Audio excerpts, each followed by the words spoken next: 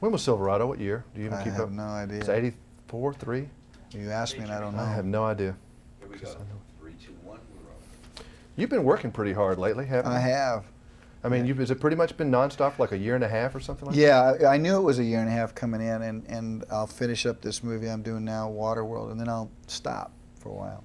Yeah, I would think that just kind of, you ought to be, you don't look worn out, but I would think that would kind of get to you going. Yeah, no, moving, I want to stop. I want to stop, but I knew that these movies lined up. I mean, it's my W movies, my Perfect World, Wyatt Earp, The War, and Waterworld.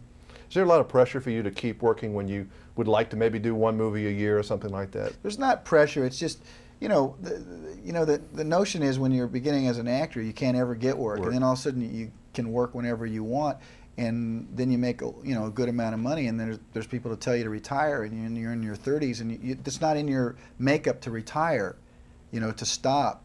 But it's more in it now than to slow down and to stop than it was, let's say, 4 years ago or 3 years ago. You work hard to get somewhere, and then immediately people are saying, well, you could just do whatever you want. But you realize this is what you've been wanting to do. And now, there's other aspects of my life that are interesting to me, and so, I'll just explore them. Yeah, that's nice that you can do that, isn't it? Yeah, it's just, I've got to finish these obligations of these situations.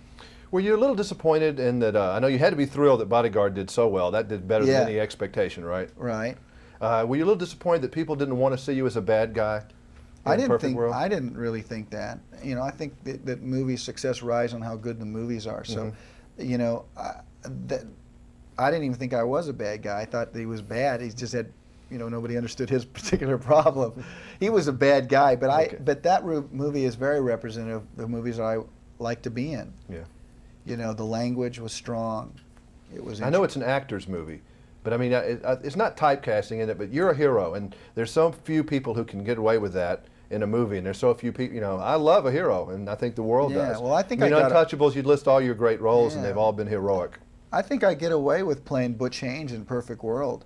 I don't think it's the movie, the Gross situation, is a matter of people not wanting to see me as a bad guy. I think it's more a function of that movie, and what was done.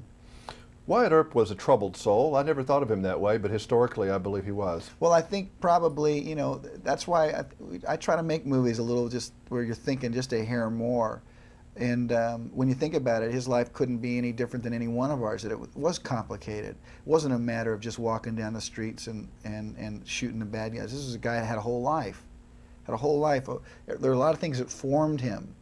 This guy who's a mythic person in our culture, he had a real life. He was a little boy. He had lessons in life. He became a man. And what led him to be one of these kind of guys that could just walk down a street and challenge was, that's what was interesting to us. Do you think he felt invincible, that there was never a bullet made for him? No, I don't think that. I just think that some men operate differently in crisis situations, and I think he was a very cool customer, and he, if he had a guardian angel, I don't think he depended on him. I think he depended on his own wits and resourcefulness and sense of cool. When we've grown up watching all these old westerns, you never heard about these guys having heartbreak, and they did. They did, and I think that's why I could make Wyatt Earp, and that's why I wanted to. I loved his relationship with these 3 women in it. I loved the wives, how they were treated and how they stood up for themselves. You feel like you're having an honest brush with your past. Would we have liked Wyatt Earp if he came in the room right now, we were forced to sit with him, like to go on a trip or something, he had to sit with us? Well, he might not like you, or he might like you. I think very principled guys are very difficult to like sometimes, because they draw real deep lines in the dirt. And if he said, I don't like Jimmy, or I blah blah blah, and I go, why? He goes, I just don't. And and what happens is oftentimes those guys are very difficult to be around. What happens is a person of character and of real a character like that, what happens is they're so consistent that if you can hack being around them for a year, you actually come to appreciate their consistency more than somebody who vacillates. Somebody who's very true to themselves, you might not like it at first, but a year later as you watch them operate, you go, I can count on him more than I ever could these people that are actually fun to be around, because I know how he's going to react in a given situation. You always like people to know where they stand. That's exactly. Something good about that. And those aren't always the easiest people to be around. I've worked for a lot of those kind of people in my life. All right, nice seeing you again. Good Okay, luck. Jim. Thanks.